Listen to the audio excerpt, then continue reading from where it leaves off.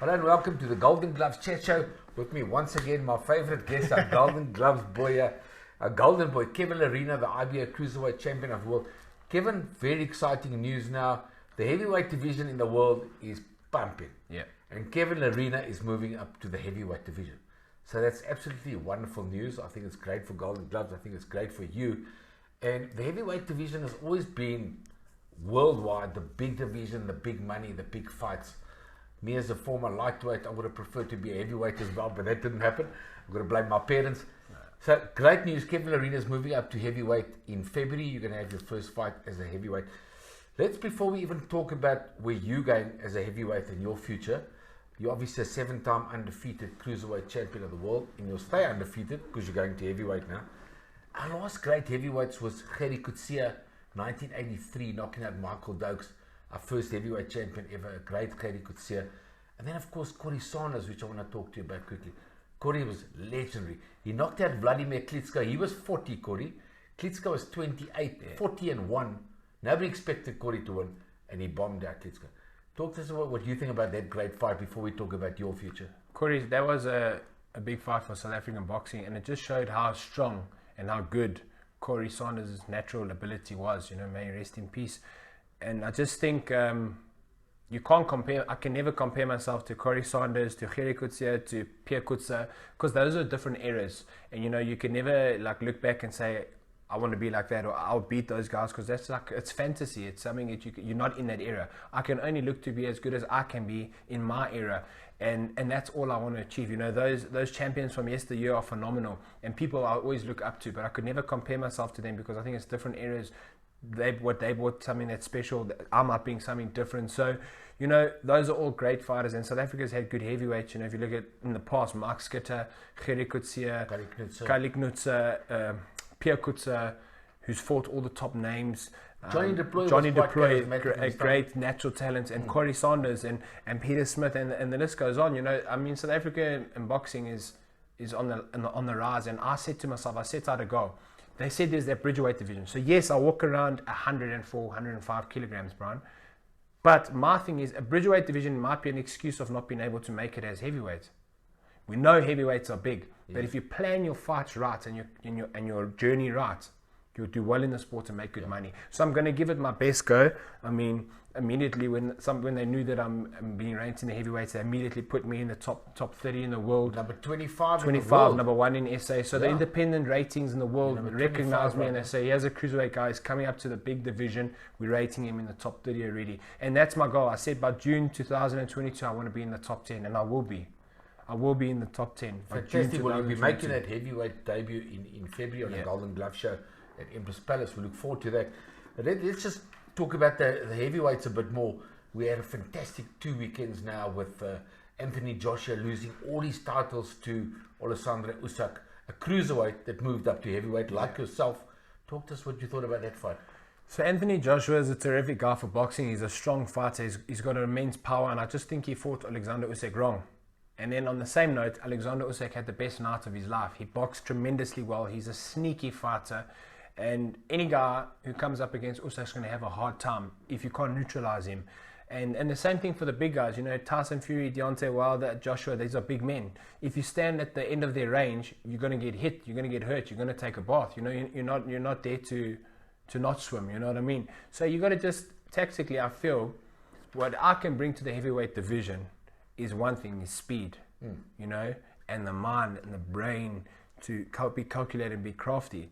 If you're going to stand there toe-to-toe with the Gypsy King or with Wilder, then you're delusional, because you're going to get smoked.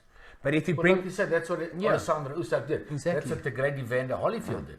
Evander Holyfield, so he's my favorite fighter. He's my favorite fighter of all time, and people might think, how can he move up to heavyweight? He's only 6'1", meaning me. Holyfield. No, me. I'm saying people might say, but he's only 6'1". These guys are 6'9". Well, let me tell you, fighting a smaller man is a lot harder than fighting a bigger man. Yes. You can find the bigger target a lot easier, especially in the fight game, because you find your range. And I like to, I move my head a lot. You know, Peter's installed a style in me. I move my head. I don't get lazy. And the heavier the puncher is, the more I move my head. And I'm here to make a statement, Brian. I've said to Rodney, I said, Rod, we can talk about. I said, these are these 6 names. Go get them for me. I want to fight them. I think you've hit the nail on the head, because You are a world champion in your weight division. You've got the speed. So moving up to heavyweights, obviously, it's going to be tough. The guy's going to be a lot taller, a lot bigger. We're going to talk about Tyson Fury now.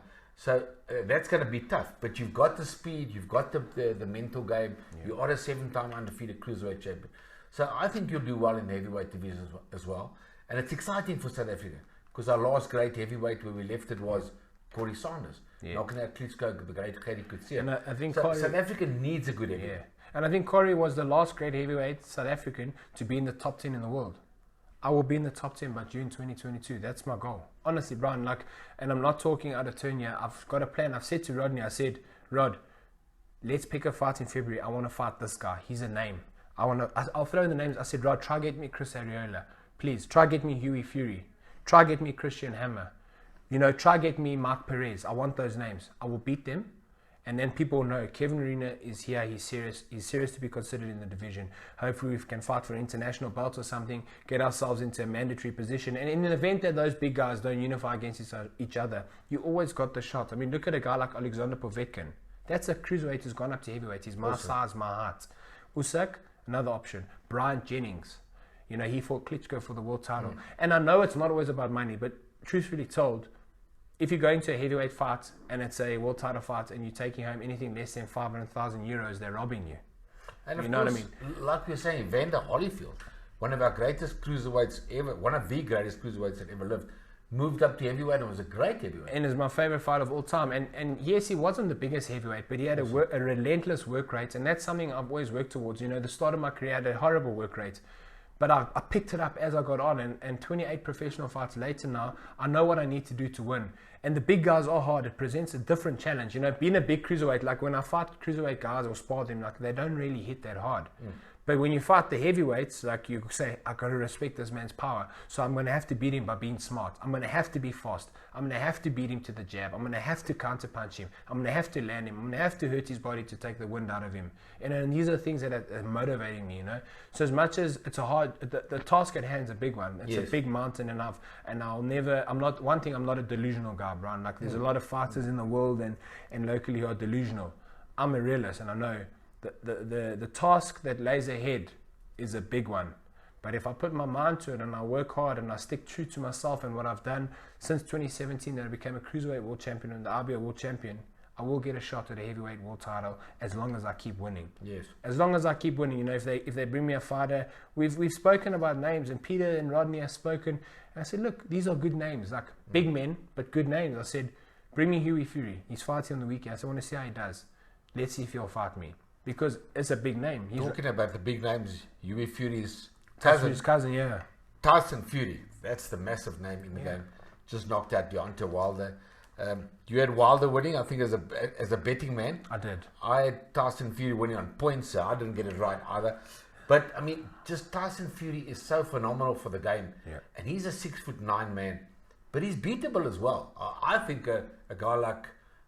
maybe not Evander Holyfield, maybe Evander Holyfield as well. A guy like Lennox Lewis would have beaten him. Yeah. But he's great in his time. And like you say, they shouldn't compare you to Corey Sanders or Gerrie Coetzee or anybody, Evander Holyfield, because this is your time. Yeah. And this is Tyson Fury's time. And he's doing great in his time. What did you think about Tyson Fury's fantastic victory? Incredible victory. He's got a heart of a lion. He's a good boxer. He's crafty, a lot more crafty than people think, and he's got a decent punch in him too. He's a big man. Good chin as well. Yeah. He goes down, but he gets up. And he's a big man. So I think, to be totally honest with you, how I see it going is, in the event that ever I got myself into a mandatory position for the Tyson Fury, that's a hard fight. That's a different ball game. But there's other fights along the way that you can pick that are equally as hard, but the guys of the same stature as you. If you go look in the top 20 in the world, I think there's only 4 of us who are below 6'3". Everyone else is big. But I'll train for that, Yeah. I'll bring these South African guys in. The South African, local South African heavyweight champion, these Tian Fix, these tall guys, Rufus, I say, bring them in for sparring. We'll sit. I spar 12, 14 rounds, And these big guys must lean on me and put it on me. I have no issue with that. And I've sparred a lot of them before with big guys, so it's no problem. So for me, it's just about adapting, and I don't look at a local level, Brian. I mean, the independent rankings, I think they heard that I was moving up to heavyweight. I think they slotted me in at 25. Yeah, you rated them at 25 already, which is fantastic. And I think one in SA. But for me, it's not even about that. It's about credibility. You know, you can be rated 10 in the world and not really have done much. Yeah. So I want to go out there, like I said to Rod, I know it's hard, especially with the exchange rates. I said, how do we get these guys here? I said, Rod, we'll go there. I want to fight the top guys. And when I say the top guys, I'm not saying you're champions at the moment, because those fights are far away. In the sense of, I want to feel the heavyweights first. So like a guy like Junior Fa, who's only lost to Joseph Parker, a guy like Christian Hammer, who's only lost to Tyson Fury, Alexander Povetkin, and I think there's one more name he's lost to, a big name, Louis Ortiz. If you can beat those guys, the big guys will take you seriously. There's no point coming in and fighting a guy who's rated 100 in the world. That does nothing for me. You know, I fought cruiserweights. I've defended the belt 7 times. It's time to make it. And if you can't beat the B plus fighters, you're never going to be an A plus fighter. So it's a big challenge for me. And Brian, let's make it happen and let's make it work. And I honestly want to do it for South Africa. And I truly think I can get there. You know, I think it's great for South African boxing. It's great for Golden Gloves. Good luck with that, Kevin Lerena. Thank you, bro. We look forward to seeing you as a heavyweight in February of 2022. Nothing's going to change. This is me, who I am. I mean, I'm going to... Look, you've been a heavyweight for a while. Yeah, I fought my first 6 fights. You've had to take off at least 10 kilos, isn't it, to get to cruiserweight? At best. You've been a big cruiserweight. And that's the thing, Brian, what people don't realize. How much longer am I going to jeopardize my power, my energy levels? You're not 22 years old. No. You're not 25 years old. What, are you 28 now? Yeah. My last fight, I was cutting down from 105. 4 weeks from the fight, I was still 100. And I was going to make the weight, but how much longer can you do that for that it actually does harm to your performance? I'd rather be a quick, strong heavyweight now than a weak cruiserweight. And you know the man who's fighting has got power. power. Your title 7 times. Every heavyweight's got power, right? So it's not a question of can he hit or he can hit. What you're going to do to beat him? Adapt, be smart, be fast, and box. You know in heavyweights the knockouts aren't going to come like this. You got to box. But sometimes that bigger target is a slow target and a very easy one to hit. Fantastic, Kevin Lerena. Great talking to you again. We look forward to that journey as a heavyweight for next year on the Golden Glove Show at Empress Palace. Look out for it. February 2022, Kevin Lerena makes his heavyweight debut. From me, Brian Mitchell, thank you for watching.